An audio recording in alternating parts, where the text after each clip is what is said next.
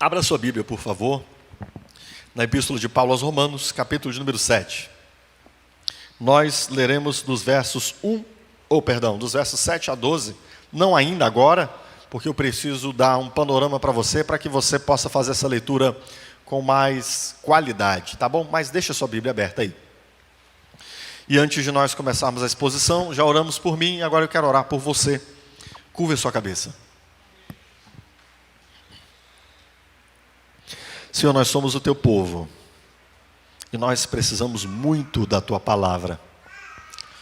A tua palavra nos faz entender aquilo que está para além da superfície. Ela nos ajuda a entrar no profundo da nossa alma e compreendermos as dinâmicas do nosso coração, para que nós saibamos como responder a ti. E o que eu te peço nessa noite, que o Senhor esteja dando-nos olhos para que vejamos além da superfície da nossa alma e compreendamos aquilo que o Senhor Jesus Cristo fez em nós e aquilo que Ele fará em nós para a tua própria glória. É o que eu te peço, em nome de Jesus. Amém. Retorno, consigo retorno? Um pouco mais de retorno? Porque eu estou achando que é só o retorno mesmo. O som para a igreja eu acho que está legal. Ok. Queridos, queridas, vamos lá. O que nós vimos até aqui? Vimos até aqui que Paulo tem nos falado do Evangelho que nos libertou de uma forma extraordinária. E também, inclusive, nos libertou da própria lei. É o que vimos especialmente nos inícios do capítulo de número 7. Expus ali 3 sermões sobre o capítulo 7, versos 1 a 7. Quando o apóstolo Paulo nos explica, não, irmãos, nós não devemos, nós que nascemos de Deus em Cristo, continuar observando a lei como se nós dependêssemos de cumprir a lei para a nossa salvação, dado que Deus nos libertou da lei. Isso Paulo já nos diz. E então, poderia surgir o seguinte questionamento, e Paulo faz o seguinte questionamento. Ora, Paulo, se da lei nós somos libertos, a lei então seria o nosso problema? Será que a lei é que é o pecado? A lei é que é o nosso inimigo? E aqui, especialmente nesse trecho, Paulo vai começar a nos mostrar de uma maneira muito densa, muito profunda, qual é o nosso real problema, quem é o nosso verdadeiro inimigo. Paulo vai mostrar-nos que a lei não é o problema, mas que o problema é algo da profundeza do nosso ser. Estão comigo? Presta atenção. A partir daqui, no capítulo 7, o apóstolo Paulo começa a nos mostrar algumas dimensões do nosso ser que nós pouco conhecemos, irmãos, e que são importantíssimas de nós conhecermos. Se nós não nos entendermos bem, é bem possível que nós não saibamos o que está acontecendo em nós e nem saibamos o que Deus está realizando em nós. A partir daqui, Paulo vai começar a aprofundar-se dentro da nossa alma e eu espero que você compreenda com clareza quem você é nas profundezas do seu ser. Há uma frase antiga que ficava no pórtico de entrada do templo do deus Apolo, e na cidade de Delfos, na Grécia. E essa frase é um dos ditos de sabedoria mais conhecidos da história dos homens. A frase é: conhece-te a ti mesmo. E esse é o título desse sermão nessa noite. É sobre isso que Paulo está tratando aqui nessa noite. Conhece-te a ti mesmo. Como nós precisamos nos conhecer profundamente, queridos. E este é o assunto que Paulo está desenvolvendo aqui. Alguém pode levantar para Paulo e dizer: então, Paulo, quer dizer que o nosso problema era a lei? Paulo vai dizer: não, o nosso problema não é a lei. A lei não é o pecado. O nosso problema é uma natureza corrupta, chamada pecado, profundamente arraigada em nós. A lei, ela faz o diagnóstico de quem nós somos. Ela não é o problema, ela só é o diagnóstico. O problema é essa natureza em nós, chamada pecado. Conhece-te a ti mesmo. É esse chamamento da palavra de Deus a nós hoje. Pode ser que nós tenhamos uma dimensão da compreensão dos nossos pecados, mas não tenhamos uma dimensão da compreensão do pecado em nós. E é sobre isso que Paulo trata. Portanto, leamos a partir do verso 7 até o verso 12. A palavra de Deus nos diz assim: que diremos então? É a lei pecado? De maneira nenhuma. De fato, eu não saberia o que é pecado, a não ser por meio da lei. Pois na realidade, eu não saberia o que é a cobiça, se a lei não dissesse, não cobiçarás. Mas o pecado, aproveitando a oportunidade dada pelo mandamento, produziu em mim todo tipo de desejo cobiçoso. Pois sem a lei, o pecado está morto. Antes eu vivia sem a lei, mas quando o mandamento veio, o pecado reviveu e eu morri. Descobri que o próprio mandamento destinado a produzir vida, na verdade, produziu morte.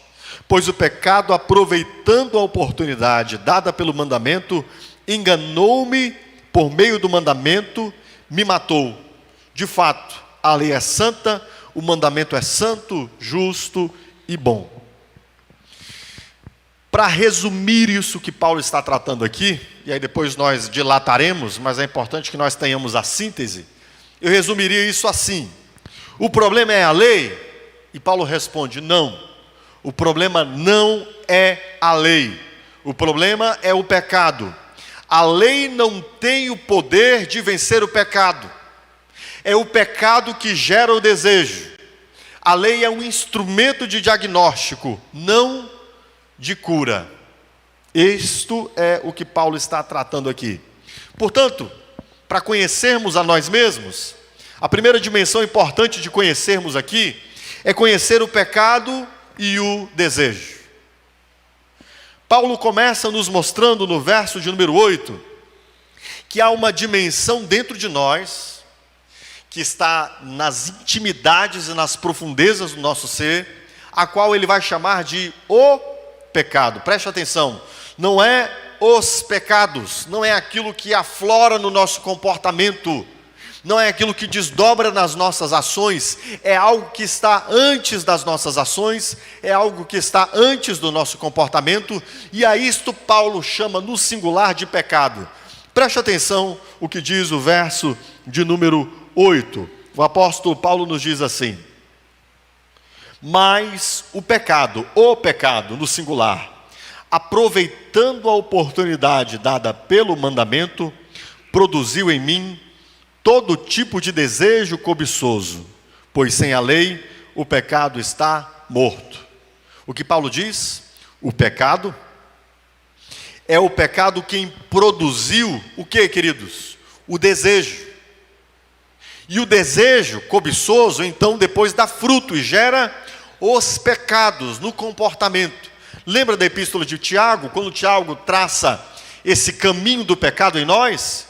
Tiago diz que acontece assim: primeiro nós temos desejos cobiçosos, e esses desejos cobiçosos, essa concupiscência que se aflora na nossa alma, querendo aquilo que é pecaminoso, isso então gera o comportamento pecaminoso, e o comportamento pecaminoso gerado, então dá fruto à morte. Mas Paulo aqui mostra que tem uma dimensão antes mesmo do desejo. Que dimensão é essa antes mesmo do desejo? Não é o pecado realizado, é o pecado enquanto parte da nossa própria natureza. Algo que está profundamente dentro de nós e que mesmo é senhor até dos nossos desejos. Percebeu o que Paulo disse no verso 8? Que não é que nós temos desejos pecaminosos e por isso nós pecamos. É que antes de termos os desejos pecaminosos, há uma natureza pecaminosa em nós, corrupta. Algo que está profundamente arraigado em nós. E isso dentro de nós é o que inclusive gera os desejos. Só depois então é que nós teremos isto se desdobrando em atos pecaminosos. Paulo está querendo mostrar que as coisas não devem ser tratadas nesse nível superficial. Bom, se é a lei que me diz o que é certo, então o problema é a lei. Porque se não houvesse a lei, Paulo, eu não pecaria, não é verdade? Paulo diz, não, meu querido, não é isso. Atente para algo que está antes no seu coração. Algo que inclusive está antes dos próprios desejos. Onde nascem os nossos desejos, queridos? Paulo nos mostra uma dimensão bíblica aqui do nosso ser interior. Preste atenção. Nós temos, ao longo da história dos homens, o desejo de buscarmos entender quem nós somos interiormente. Sim, por exemplo, essa frase lá no pórtico de Delfos, no templo de Apolo, é uma frase que fala sobre o autoconhecimento. Conhece-te a ti mesmo. A filosofia antiga se ocupava com nós buscarmos entender como nós funcionamos internamente. E não apenas a filosofia antiga, as ciências de hoje, inclusive, também se ocupam disso. Boa parte da psicologia é dirigida a pensar sobre como funciona este homem interior, como funcionam os nossos pensamentos, como se ordenam os nossos pensamentos. E muitas vezes, nós cristãos, nós absorvemos o pensamento sobre como o mundo diz que nós funcionamos, e nós não entendemos o que a Escritura diz sobre como funciona nossa mente, nosso homem interior. Então preste atenção, meu irmão, por favor. Você precisa entender o que a Escritura diz sobre como funciona o nosso homem interior. Eu quero aproveitar-me aqui de Freud. Freud, ele define o que nós chamamos de teoria estrutural. Freud, ele desenvolve algumas percepções sobre como funciona o nosso homem interior. E uma delas, a chamada teoria estrutural, ela fala de 3 esferas do nosso homem interior, do nosso ser. Quem já estudou algum curso aí no campo da psicologia, ou mesmo de qualquer curso das ciências naturais, já ouviu isso aqui. Se você não estudou, você vai ouvir pela primeira vez, eu espero que seja bastante simples para você entender, porque na verdade é simples mesmo, aqui Freud é bem simples. Freud diz o seguinte, Freud diz que tem 3 esferas no nosso homem interior.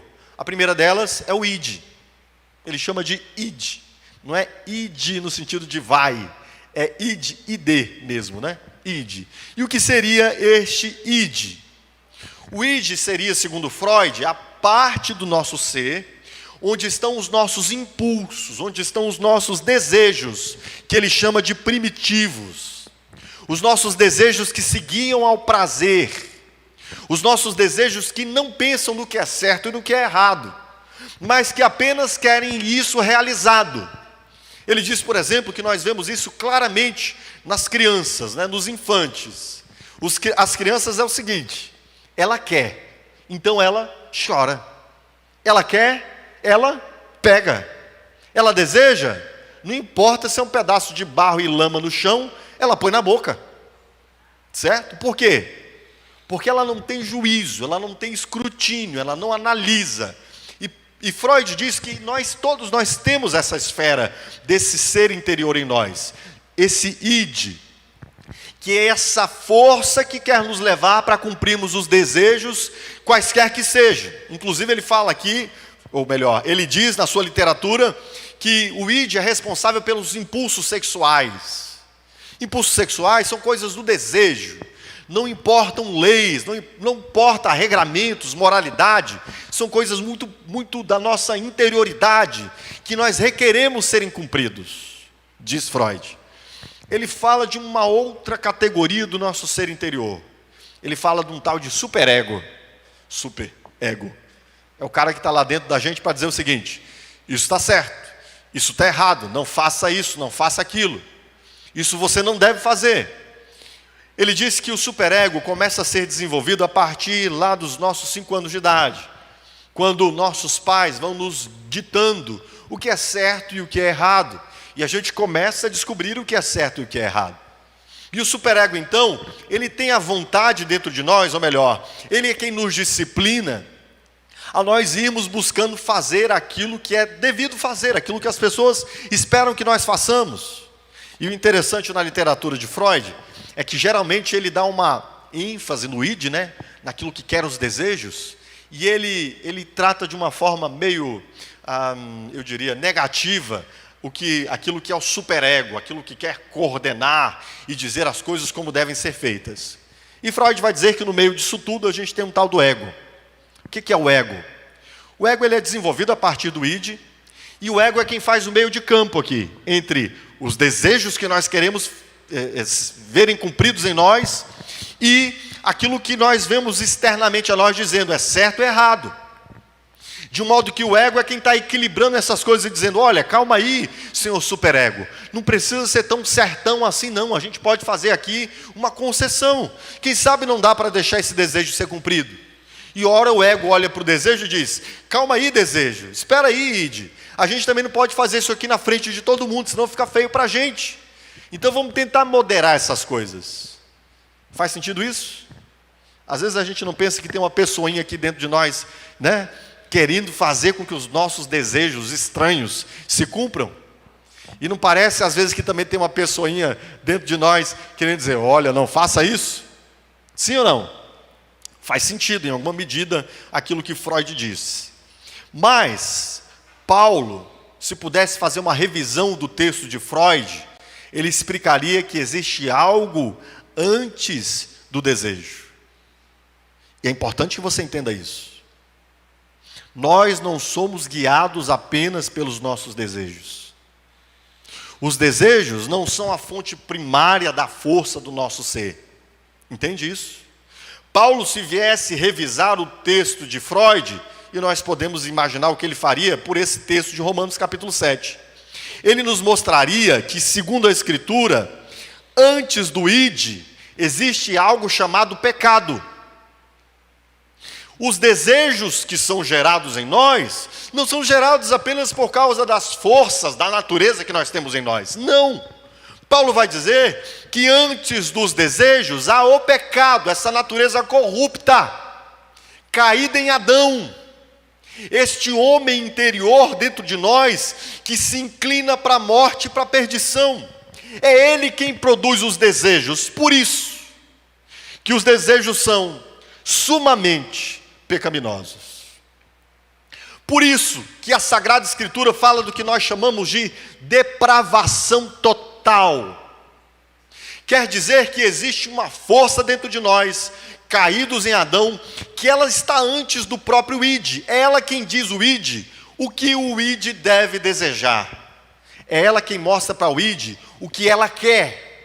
E por isso o pecado, segundo a Escritura, está para antes das nossas básicas e mais profundas aspirações. O pecado está lá antes, é ele quem diz antes o que nós devemos desejar. Isso me parece óbvio, não é, queridos? Nós não temos desejos altruístas, benevolentes e amorosos autonomamente. Nós não somos primariamente bons. Um pai não precisa ensinar um filho pequeno a pegar as coisas do coleguinha, precisa? Pai precisa ensinar? Filho, rouba as coisas do seu coleguinha, o pai precisa ensinar? Sim ou não? Não precisa, isso já está lá. Por outro lado, o pai precisa ensinar o menino a compartilhar os brinquedos, porque senão ele guarda ele só para si. O que isso nos mostra, queridos? Que os nossos desejos, desde a nossa infância, estão os próprios desejos maculados antes pelo pecado. É o pecado quem vem e produz os desejos pecaminosos em nós, de um modo que nós não somos naturalmente inclinados a Deus. Os desejos do homem natural não inclinam ele à glória de Deus. Nós não desejamos, antes de nascer de novo em Cristo, o louvor a Deus, a adoração a Deus, o serviço a Deus. Isso não passa pelos desejos do nosso coração. Pode até ser que, à medida que vamos crescendo, ouvimos externamente a lei de Deus e externamente nos sintamos constrangidos às coisas de Deus. mas são coisas externas, não é algo que é gerado do desejo. Sem nascer de novo, o nosso desejo é corrupto, porque ele é corrompido pelo pecado. Estão comigo, queridos? Estamos juntos aqui, você entendeu? Então preste atenção. Como é importante conhecer o pecado como algo da estrutura do nosso ser. Como é importante nós sabermos que o pecado não é apenas um desdobramento de algo por acaso. Não se trata de erros ocasionais, queridos, de causas fortuitas, de algo que aconteceu sem querer. Sem querer. Poxa Deus, foi sem querer, foi mal, hein? Desculpa aí. Falou? Tropecei sem querer, Deus. Não é, irmãos. Não é isso que a Sagrada Escritura diz. A Sagrada Escritura diz que existe uma força interna, um poder interno, um domínio interno, de uma natureza chamada pecado, que conduz o desejo. E o desejo só é gerado na inclinação da morte. E por isso nós acabamos em atos de pecado. Certo, queridos? O que isso nos ajuda a entender? Em primeiro lugar, nos faz perceber que não basta uma reforma. Nós precisamos de uma demolição, de uma nova vida. Nós percebemos, queridos, que os nossos pecados, os pecados que nós cometemos, não são erros ocasionais, são coisas da estrutura do ser. Isso nos faz perceber também que só o Espírito Santo, queridos, pode produzir uma mudança profunda em nós. Não existe algo que nós possamos fazer por nós mesmos, pelas nossas capacidades, sabedorias, entendimentos, inteligência, se o Espírito Santo de Deus não estiver atuando na interioridade da nossa alma. Ele não estará produzindo desejos em nós que se inclinam a Deus, queridos. Entende isso? Há uma dimensão da nossa vida com Deus, e eu preciso que você entenda isso, porque senão você pode estar vivendo equivocadamente. Há pessoas que não nasceram de novo e não nasceram do Espírito, e tentam viver uma vida cristã num esforço externo. Não vai dar certo nunca. Nunca. Porque existe algo lá no homem interior chamado pecado, que é muito mais forte que as nossas convicções, ou os nossos entendimentos, ou as leis externas a nós. Por isso é que nós precisamos de algo que acontece na dimensão do Espírito, queridos. Não é à toa que o apóstolo Paulo vai dizer nos versos antecedentes, que a lei do Espírito de vida nos libertou da lei do pecado e da morte. Percebe que havia uma lei, um encadeamento, que era o pecado que produzia em nós desejos. Esses desejos só podiam ser pecaminosos. Mas quando o Espírito Santo de Deus vem sobre nós, amados, Ele vem nos dar nova vida. Ele não vai atuar apenas na esfera do nosso comportamento. Ele começa atuando nos nossos desejos. Ele está antes do id, para santificar os nossos desejos. Entende isso? Por isso, que para algumas pessoas, a fé é um fardo. O culto é chato. A obediência a Deus está na mera perspectiva de uma lei externa que está tentando nos forçar. Por quê? Porque não houve uma mudança lá na origem. Quando o Espírito Santo de Deus começa a atuar em nossas vidas e produzir em nós desejo por Deus, começa a nos inclinar em direção a Deus, e o nosso homem interior começa a compreender coisas que nós nunca havíamos antes compreendido. Ainda há algo que desperta o desejo de adoração ao Senhor em nós. Nós começamos a sentir a vontade de glorificar, de honrar, de bendizer, de magnificar a Deus, quando o Espírito Santo de Deus começa a fazer essa profunda mudança interior em nós. Entende isso? Por isso, o Espírito Santo começa a mudar-nos a partir da transformação dos nossos desejos. Sabe como nós percebemos se houve um novo nascimento em nós? Quando nós discernimos que os nossos desejos lá dentro começam a se inclinar em direção a Deus. Nossos desejos, amados, que coisa linda quando nós vemos isso. Nós tentávamos com todo o esforço da nossa alma olhar para a lei de Deus e responder a ela, e não conseguíamos, porque o nosso desejo nos arrastava para aquilo que é contrário a Deus. Mas quando o Espírito Santo de Deus vem e nos livra da lei do pecado e da morte, a lei do Espírito da vida começa a operar em nós, e os desejos do nosso coração começam a se inclinar em direção a Deus. Entende isso, querido? Deu para entender? Portanto, esta é uma dimensão importantíssima de nós entendermos da nossa interioridade. O outro desdobramento de entender isso, queridos, é que quando nós percebemos, olhe bem, que nós somos pecadores, não que nós estamos pecadores, mas que há uma natureza pecaminosa em nós, e isso afeta tudo em nós, queridos.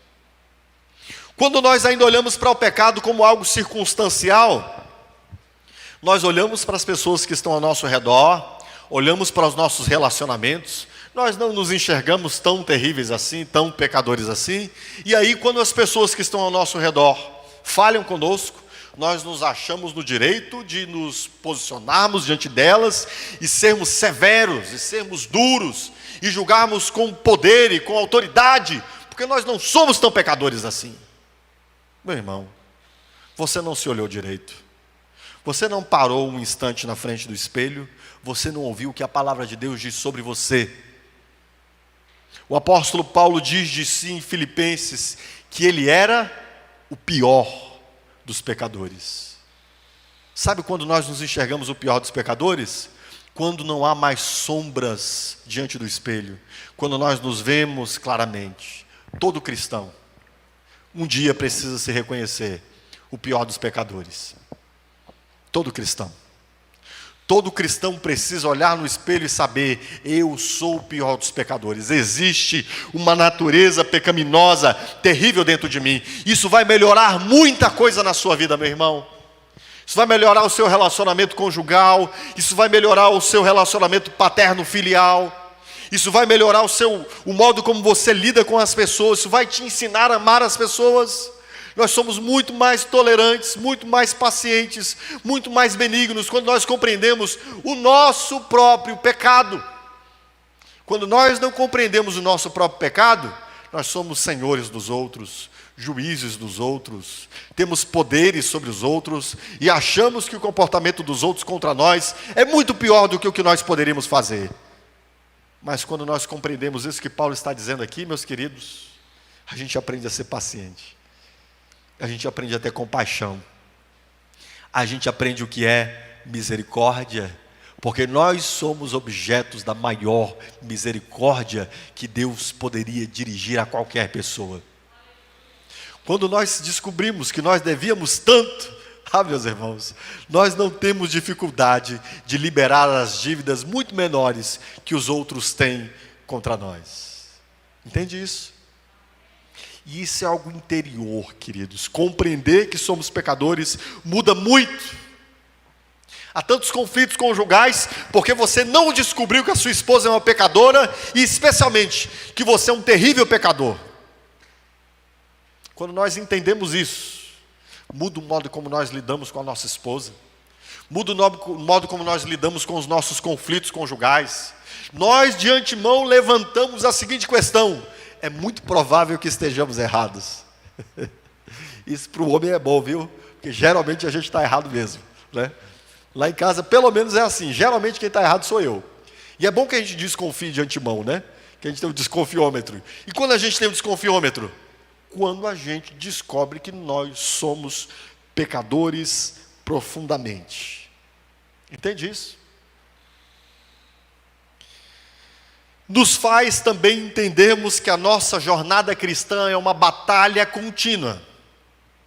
entendermos que existe dentro de nós, de nossa própria natureza humana caída, ainda um gravame pelo pecado de Adão, nos ensina a vivermos a nossa vida cristã como uma batalha, queridos. Há cristãos que acham que a vida cristã é um playground, que nós já deu tudo certo, que agora é só a gente cantar o hino da vitória. E Paulo vai nos mostrar, a partir do capítulo 8, especialmente de Romanos, como nós devemos encarar essa batalha, essa guerra contra a natureza pecaminosa residual que ainda há em nós que estamos em Cristo. Sim, quando nós estávamos sem Cristo, o pecado era o senhor dos nossos desejos, e ele nos governava em tudo. Agora que estamos em Cristo, o Espírito Santo de Deus vem habitar em nós, e ele começa a operar também na esfera dos nossos desejos. Mas Paulo vai dizer que agora o que existe dentro de nós é uma batalha, uma guerra, um conflito. O espírito e a carne, essa natureza pecaminosa. E agora nós não podemos baixar a guarda. Falaremos mais sobre isso no capítulo 8. A vida cristã é um combate. Entende isso, irmão? Por que há tantos cristãos, muitas vezes, tão displicentes com o pecado? Pecando tão gratuita e facilmente? Porque ele não entendeu que ainda resiste uma natureza pecaminosa em si, e ele não entendeu que a vida cristã é combate. Percebe, meu amado? É importante nós entendermos essa questão dessa natureza pecaminosa em nós, muito, querido, muito, muito, muito. E como nós chegamos a essa compreensão? Pela lei. A lei de Deus é que vem de encontro a nós, para nos mostrar, para nos dar discernimento, conhecimento de quem somos. Nós não conheceríamos o pecado até que a lei dissesse a nós: não ande assim. Olha o que diz o verso de número 7, olha o que diz o verso de número 12 desse texto. Paulo diz assim: que diremos então? A lei é pecado? De maneira nenhuma. De fato, eu não saberia o que é pecado, a não ser por meio da lei. Pois, na realidade, eu não saberia o que é a cobiça, se a lei não dissesse: não cobiçarás. E no verso 12, ele fala sobre a natureza da lei, e ele diz: de fato, a lei é santa, o mandamento é santo, justo e bom. A não ser pela lei, nós nos consideraríamos em completa normalidade no estado do nosso pecado. Nós estaríamos em paz com a nossa própria consciência. Como disse o apóstolo Paulo no verso 7, nesse trecho que nós lemos: sem a lei de Deus o pecado está morto. Mas não morto no sentido de que ele não se realiza em nós. Está morto para a nossa consciência. É o que ele disse no verso 7. Sem a lei de Deus eu não conheceria, não compreenderia, não discerniria o pecado. Por isso, nós, sem a lei de Deus, consideraríamos a nossa doença como se fosse saúde. Nós consideraríamos o amargo como se fosse doce.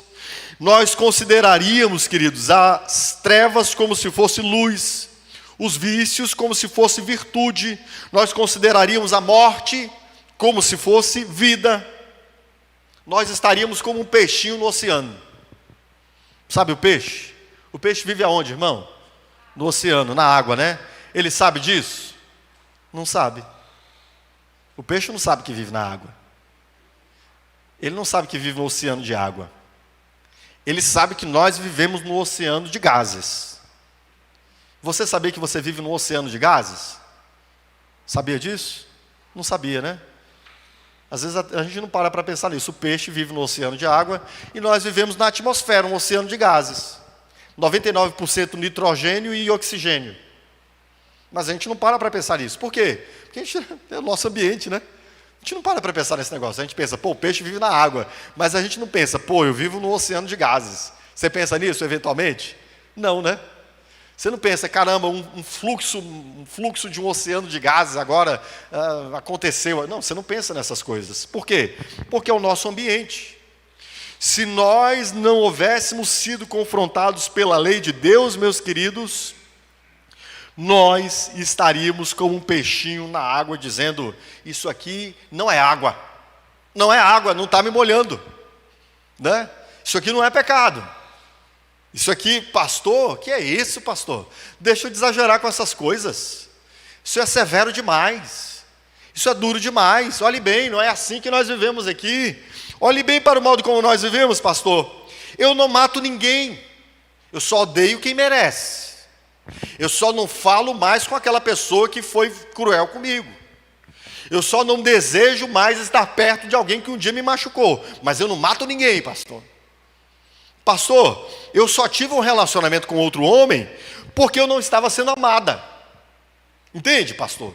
Estamos nesse oceano, não conseguimos enxergar a lei de Deus. Por quê? É isso que esse mundo pensa, esse oceano pensa. É isso que o pecado gera em nós, o desejo para a morte. E nós achamos isso natural. Não, pastor, eu não traí meu marido. Só tive um relacionamento com outro homem porque ele não me amava mais. Pastor, eu não traio a minha esposa. Eu só tenho uma quedinha por pornografia. O que isso tem de mais, pastor? Todo mundo faz isso. No esconderijo do quarto fechado, com o celular na mão, o computador, quem não clica? Todo mundo clica, pastor. Olhe para como esse mundo vive. Eu minto, pastor, só para me proteger dos outros. Só na minha autodefesa, ou então para proteger alguém. Percebe, pastor, que na verdade isso aqui é a nossa água, o nosso oceano, e que todo mundo vive assim? Como diz o ditado, inclusive, muitos de nós nos achamos muito melhores do que os outros, né? E pensamos: não, Deus vai me aprovar, porque eu só faço essas coisinhas por causa dessas outras coisas. Como diz o ditado, em terra de cego, quem tem um olho é o quê? Rei. Errar é humano, já dizemos. Será que errar é humano? Não, queridos. Errar não é humano. Errar é da natureza pecaminosa em nós. Sabe o que é humano? Cristo. Ele é o humano perfeito. Ele é aquilo que nós deveríamos ser. Ele é o parâmetro pelo qual Deus julgará tudo e todos. Ele sim é humano perfeito. Por isso, nós próprios, como vivíamos no peixinho, nesse aquário, como peixes no oceano, como peixes que desconhecíamos o que era certo, bom, reto e justo, e nós próprios definíamos o que era reto, nós estávamos dando curso à nossa vida e definindo o que é bom. Não, o que é bom é isso, o que é certo é isso. Isso é o que eu quero fazer e, portanto, faço. Nós vimos que a lei, segundo o verso 12 desse capítulo que lemos, ela é boa, santa e justa. E o que a lei vem fazer, queridos? A lei vem confrontar-nos, para que nós conheçamos essa natureza pecaminosa em nós. E a lei vem dizer para nós, queridos, que nós não podemos viver desse modo contra os princípios da santidade de Deus. A lei vem contra nós e revela a nós quem somos. É o que o apóstolo Paulo diz: a lei reviveu o pecado. A lei deu-nos a conhecer do pecado que estava em nós. E a lei veio confrontar especialmente a nossa autonomia em relação a Deus. A raiz do pecado. Eu já disse isso uma vez. Talvez você não tenha gravado isso, se não me engano, lá pelos idos do sermão de número 20. Eu acredito que você não gravou isso, né? Porque já faz tanto tempo. Mas eu já disse isso, eu espero que você guarde isso. O pecado é, antes de tudo, autonomia em relação a Deus. É eu me posicionar diante de Deus e eu querer assumir o papel de Deus na minha própria vida. Você talvez não entenda, mas a desobediência, ela é autonomia em relação a Deus. Talvez você não entenda, mas quando nós dizemos que queremos fazer o que queremos a despeito da lei de Deus, nós estamos dizendo: somos nós deuses de nós mesmos. Você lembra daquilo que está escrito no primeiro dos 10 mandamentos? Que, segundo disse Martinho Lutero, é a base de interpretação de todos os outros demais 10 mandamentos? O primeiro dos 10 mandamentos é: não terás outros deuses diante de mim. Qual foi a tentação primária de Adão e Eva, queridos? Foi quando Satanás chega para Eva e diz: o quê? A lei de Deus? Você vai se submeter a Deus? Você não precisa se submeter a Deus. Você pode ser semelhante a Deus. Você pode ser semelhante a Deus. Você pode assumir o lugar de Deus na sua vida. Por que você não faz isso? Para que ficar ouvindo a lei de Deus? Você pode ser senhor de si mesmo. E não é nisso, especialmente, que incorre a grande maioria do nosso comportamento, de nós assumirmos essa postura de sermos semelhantes a Deus, ao invés de ouvirmos o mandamento: não terás outros deuses diante de mim. Sim, queridos. É isso que a lei vem fazer. A lei vem nos confrontar e mostrar. Está vendo aqui? E isso que está acontecendo com você não é apenas um ato pecaminoso. Isso que está acontecendo com você é algo da natureza pecaminosa que está dentro de você. E por causa disso, você tem sido Deus de si mesmo. E a lei nos chama ao arrependimento e à confissão. Sim, queridos. O sim de Deus para nós se inicia sempre no seu não. Deus, quando vem ao encontro de alguém, Ele primeiro o alcança com a sua lei. Nós somos alcançados em primeiro plano com a repreensão, a correção de Deus, a espada aguda do seu juízo sobre nós, suas palavras de ira contra nós, para que nós reconheçamos o nosso estado. Só é possível compreender a doçura da salvação que há em Cristo quando nós entendemos o amargor do juízo que está contra nós. Entende isso? Nós que estamos em Deus e em Cristo, queridos, nós precisamos reconhecer que nós não somos deuses de nós mesmos. E nós devemos passar a agir tendo Deus como nosso Deus. Por isso a obediência é algo tão lindo. A obediência não é apenas, queridos, uma resposta externa a uma lei externa. A obediência daqueles que estão em Cristo, sabe o que é? É aquilo que o Senhor Jesus disse no Evangelho de João, no capítulo 13. Se vocês me amarem, vocês guardarão os meus mandamentos. Onde nasce a obediência? Nos afetos. O que são os afetos? Nossos desejos. O que muda os desejos? O Espírito Santo de Deus. Entende isso? Nós, quando somos cristãos e ouvimos a lei de Deus e continuamos em desobediência, meu irmão, pelo amor de Deus, para aí. Você não está dando ouvidos ao Espírito Santo de Deus. Deus não está sendo seu Deus. Richard Sibbes disse que ouvir o mandamento e não obedecê-lo é ateísmo do coração. Eu não sou ateu, pastor. Mas se nós ouvimos claramente o mandamento de Deus e não obedecemos, Sibbes disse que isso é ateísmo no coração. E por isso, como é importante, meus amados, que a lei de Deus venha sempre contra nós, para que nós reconheçamos quem realmente somos e o quanto nós precisamos da graça deste Deus.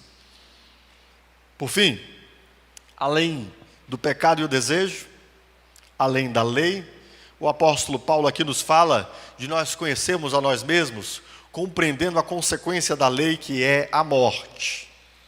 Nos versos 9 a 11, Paulo vai nos mostrar que, dado esse quadro aqui, queridos, não há outra coisa que esperar do homem natural, senão a morte. Senão a morte.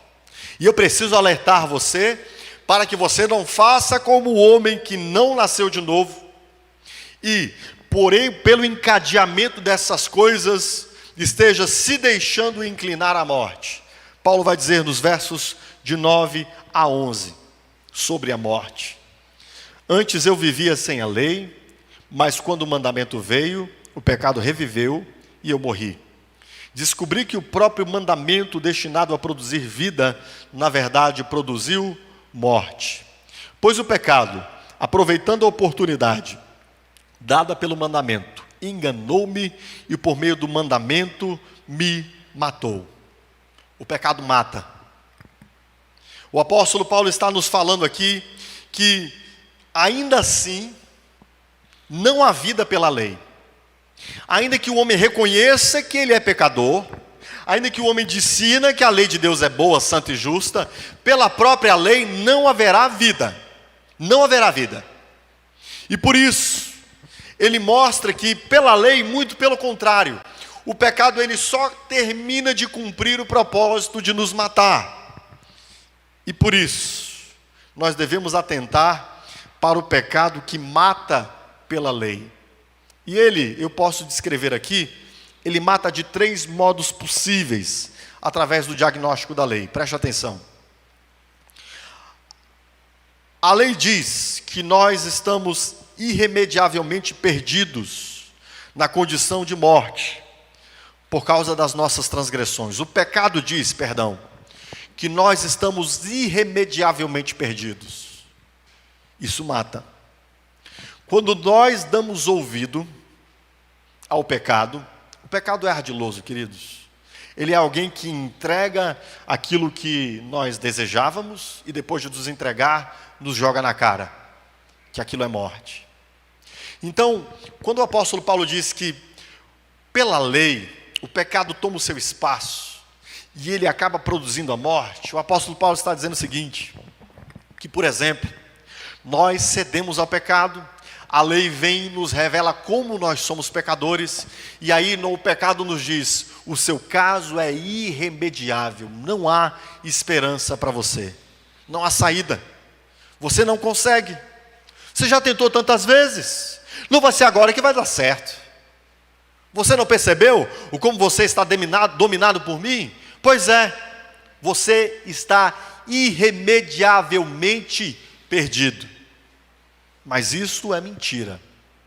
O apóstolo Paulo já havia nos dito no capítulo 3, verso 21, que existe uma solução para a morte. E a solução para a morte é o Evangelho. Sim, queridos, você precisa se sentir terrivelmente perdido. Eu espero que isso aconteça com você. Se você nunca se abateu profundamente pelo seu pecado, eu espero que essa revelação, essa epifania, essa manifestação da glória de Deus venha profundamente sobre você. Sabe o que acontece nos tempos de avivamento na igreja? O povo batendo no peito e confessando os seus pecados. O povo que há muito tempo, inclusive, às vezes anda na fé e se reconhecendo, como eu sou um pecador, Senhor, tem misericórdia de mim. Mas nós não encerramos a nossa fala na depressão deste abatimento da nossa alma. Nós encerramos a nossa fala dizendo, mas graças a Deus, por Cristo Jesus.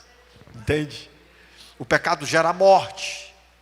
Você pode até compreender o quanto você é pecador, e isso pode até abater você profundamente, mas não termine olhando para o pecado. Dirija os seus olhos a Cristo. É olhando para Cristo que a gente compreende o quão terrivelmente pecadores nós somos. Mas também a gente vê que grandioso, glorioso, amoroso, Salvador Ele é. O pecado também nos mata do seguinte modo. Ele diz que você não deve se preocupar com o diagnóstico da lei. Caramba, esse negócio de a lei dizer para a gente, a lei é muito severa. Não, para com isso. Você não precisa levar tão a sério esse negócio de combate com o pecado. Não, cara, que negócio de combate com o pecado? Vive tranquilo, soft, suave, de leve. Um crente light, certo? 99% sem gordura.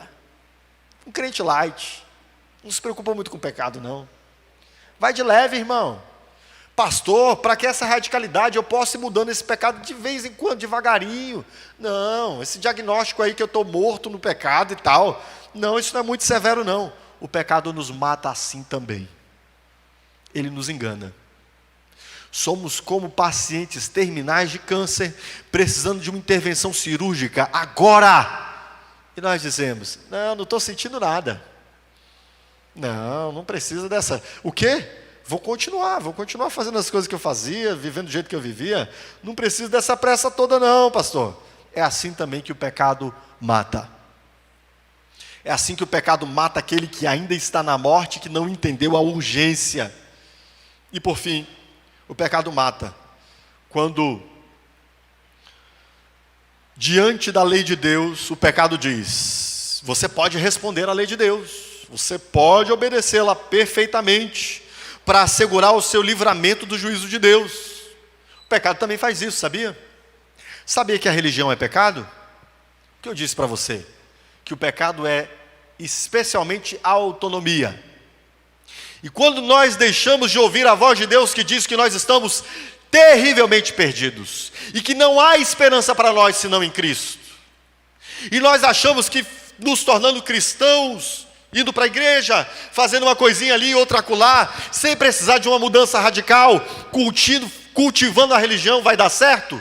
Nós estamos ainda no pecado, e o pecado está dizendo para nós: seja religioso, e nós estamos obedecendo a ele, e nisto ele também está nos matando. A lei não é cura, a lei é diagnóstico, que nos dirige ao Salvador. Por isso é que não é possível nenhum religioso entrar no reino dos céus. Não é possível. Aqueles que acham que pelos seus esforços vão entrar no reino dos céus, ninguém. Aqueles que acham que conseguem guardar a lei de Deus, vão chegar diante de Deus dizendo: está vendo, Deus, aqui a minha lei, cumpri? Nenhum. Se você acha que você está pontuando alguma coisa diante de Deus para ser recebido no céu de Deus, meu irmão, você não entendeu nada ainda. Você não entendeu como terrivelmente pecador você é. Você não entendeu que um oceano de pecados não pode pesar na balança com gotas da nossa justiça. Certo? Por isso, você precisa olhar para Cristo. Somente Cristo. Só nele, queridos. Por isso, o apóstolo Paulo nos disse: conhece-te a ti mesmo.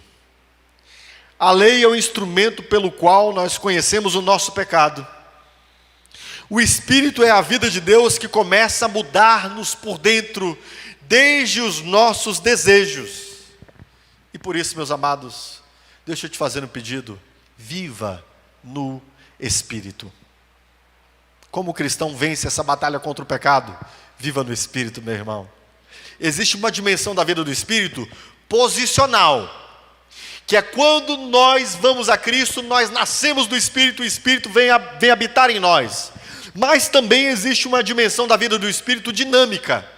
E o que é essa dimensão dinâmica da vida do Espírito em nós? É quando o apóstolo Paulo nos diz: enchei-vos do Espírito Santo. Deixem-se encher, meus irmãos. Não vivam como se vocês não precisassem dessa atuação poderosa do Espírito Santo de Deus na sua vida para você vencer o pecado. Sabe por que você tem cedido ao pecado? Porque o Espírito Santo de Deus não está habitando copiosamente em nós. Ah, meus irmãos, que nós desejemos a vida abundante que vem do Espírito Santo de Deus, que nós supliquemos a Deus que esse poder e essa vida esteja transformando os nossos desejos, que pela vida do Espírito de Deus, você e eu estejamos inclinados a desejos que glorificam a Deus. Continue contemplando a lei, porque contemplando a lei a gente continua contemplando que somos pecadores. Mas não deixe de olhar para Cristo depois disso. Faz parte da nossa jornada cristã, certo, irmãos? Faz parte da nossa jornada cristã continuarmos sempre sendo confrontados pela lei de Deus. A lei de Deus nos ajuda a que nós percebamos que não podemos deixar as rédeas do nosso ser ao pecado que está em nós. Mas em seguida, contemple a Cristo, querido. Deseje Cristo. Anele a Cristo. Olhe para Cristo. Permita que o Espírito Santo de Deus vá transformando os seus desejos para desejos de amar a Deus de todo o seu coração, de fazer a sua vontade, de agradar-se nele, de sentir prazer nele. Nós descobrimos, queridos, a alegria de ser quando o nosso coração é inclinado a desejar a Deus. E por fim, viva cheio do Espírito Santo de Deus, meu irmão. Viva cheio do Espírito Santo de Deus. Pelo amor de Deus, querido.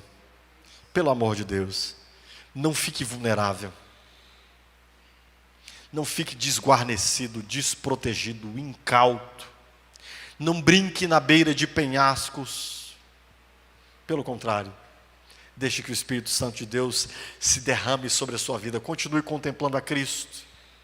Busque a santa presença de Deus e permita que o Espírito Santo de Deus conduza você nesses desejos que glorificam a Deus. Eu vou falar sobre o embate disso no capítulo 8. Mas aqui, se você entendeu isso, já é muito. Eu espero que você confesse-se: eu sou o pior dos pecadores. Isso vai mudar demais a nossa postura diante de Deus e da cruz de Cristo. Amém? Coloque-se em pé, amado. Coloque-se em pé, amado. Apresente-se diante do Senhor neste momento, confessando-se. Apresente-se diante do Senhor neste momento, agradecendo pela sua lei e, acima de tudo, se submetendo a Cristo.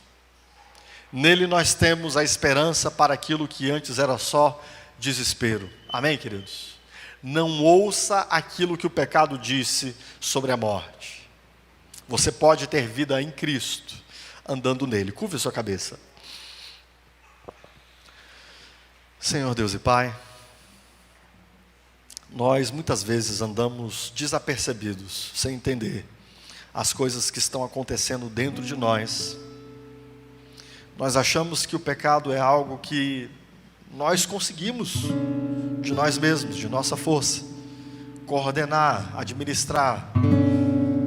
Mas a Tua palavra vem dizer para mim que isto é uma força muito mais poderosa do que qualquer outra coisa que eu tenha em mim, de mim mesmo, para combater contra ela. Mas graças a Deus, porque em Cristo Jesus, a lei do Espírito de vida me libertou da lei do pecado e da morte. Que bom, Senhor, é poder olhar para as nossas vidas hoje e perceber que há desejos no nosso coração em direção a Ti. Isso só pode vir do Teu Santo Espírito para nós. Obrigado por isso, Senhor. Eu sei que ainda não temos obediência perfeita e nunca teremos aqui. Eu sei que o nosso coração ainda não é completamente inclinado aqui e aqui nunca será. Mas eu quero te pedir, Senhor, vem crescentemente, vem poderosamente, transformando isso em nós, pelo Teu Espírito, dia a dia, de glória em glória, para que cada um de nós, Teus servos, possamos ir sendo transformados à imagem de Cristo, para que o Senhor seja engrandecido através de nós, para que essa nova vida brote naqueles que ainda não experimentaram. Aqueles que estão aqui nessa noite, que precisam dessa nova vida, que se reconhecem profundamente pecadores diante da Sua lei, ouve a confissão dos Teus filhos, Senhor, e recebe essa confissão como uma declaração de dependência completa apenas de Cristo. Que Cristo Jesus veio ao encontro destes Teus filhos, e que nessa noite, pelo Seu Espírito, Ele gere nova vida, para a glória de Deus Pai. É o que eu te peço, em nome de Jesus. Amém. Aplauda ao Senhor, amado.